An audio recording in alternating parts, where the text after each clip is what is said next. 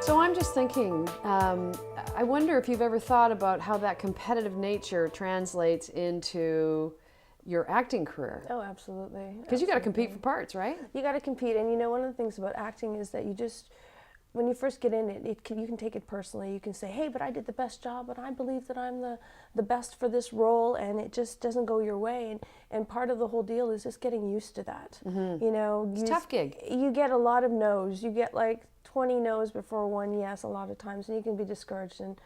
But it makes you a stronger person. Yeah. Gives you more character that you can keep going and say, you know what, I just love this so much that I do it for free.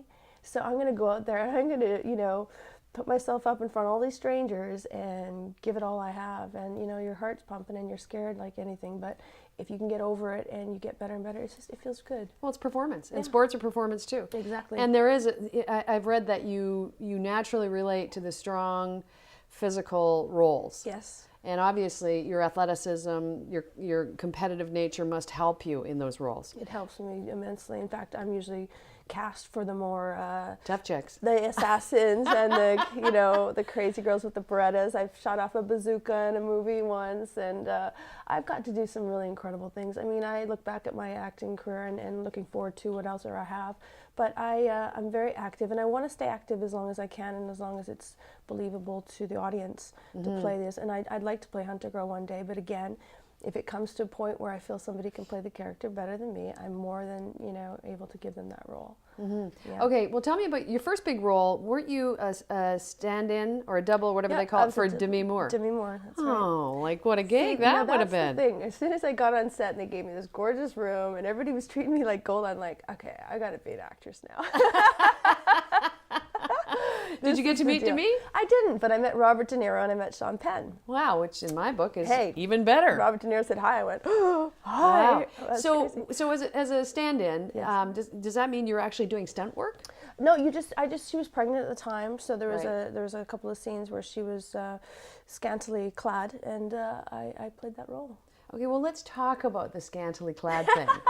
Because you've done Tales from the Crypt. In that movie, you did, in fact, speaking of the scantily clad thing. Yes, I did, but Robert Zemeckis was the director in that particular thing. Well, at least he came on set with me. Plus, it was Dennis Miller, and it was a big film. And at that time, I had breast implants, but now I've gotten rid of them all, and it's been a really wonderful thing for me. Wow, tell us about that. Well, when I was younger, you go through different stages where you're insecure and you're with a man or somebody in your life that has this overt way of making you feel like you're not as great as you are. And unlike, like a lot of girls, I got kind of caught up with the breast implant craziness at the time. Huh. And then I actually reduced them after that, and I kept them. But I'm really quite proud of myself. In the last year, I got rid of them, and I feel like a brand new person. Yeah, I do. So it's all you now? It's all me.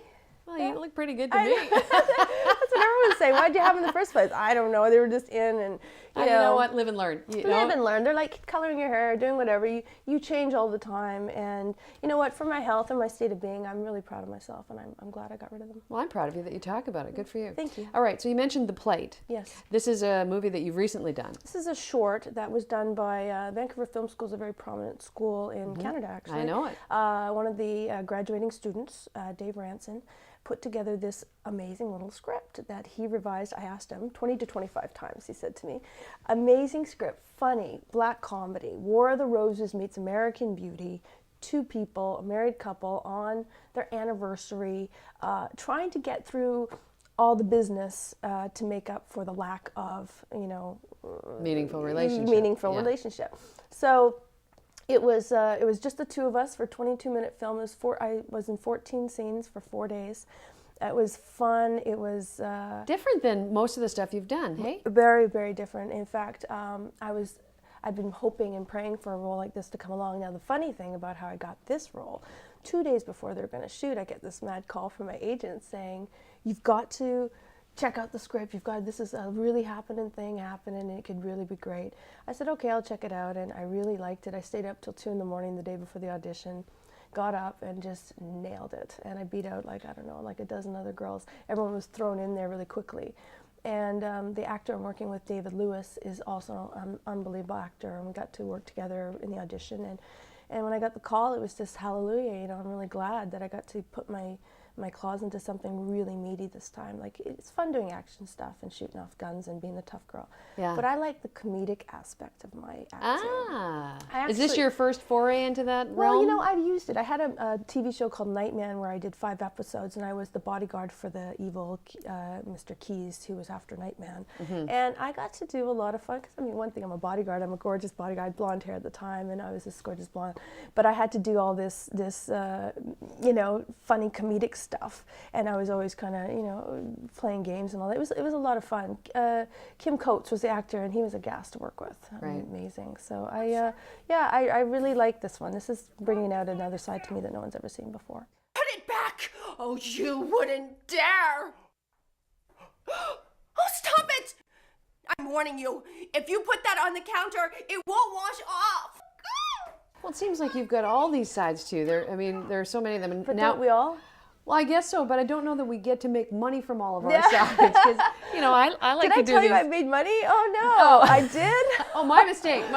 No, as a matter of fact, you said you'd do it if you made no money. That's what I'm saying. And you know what? Okay. A lot of time you don't make a lot of money in this business until you're up with the big boys. And Yeah. you know what? It's just, for me, it's like, have you made it? Have you made it? You know what? I've always made it. The fact that I'm doing what I love to do is a success in my eyes.